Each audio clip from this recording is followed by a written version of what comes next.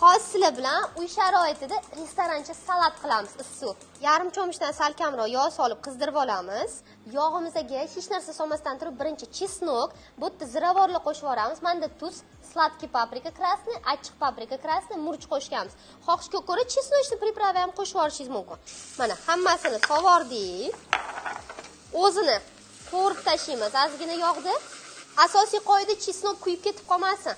Salomka to'g'ralgan 200-300 gram kurinniy fileimizni mana shu anaqa pripravalar bilan qovuramiz dalcha.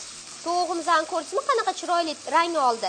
Yana bitta narsa, mana bunaqa qovlab turinglar, bo'lmasam chesnok kuyib ketadi, taxir maza berib yuborishi mumkin. Birinchi baland olovda, keyin past olovda uzoqi 5 minut to'g'imizni qovurib oldik. Salkam ujib pishgan. Endi baqlajonga navbat. Mana buni ham salomka to'g'rab olganmiz.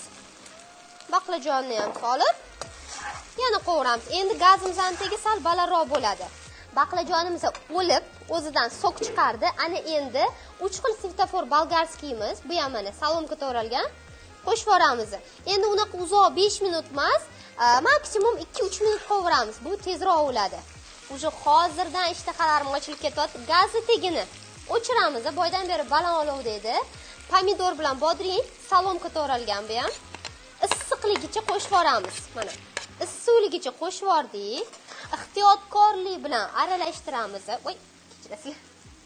Eng oxirida qaranglar, sous qilish uchun uydagi bor soyadan mana shu katta qozonga 2-3 osh qoshiq yetadi, undan ko'p emas.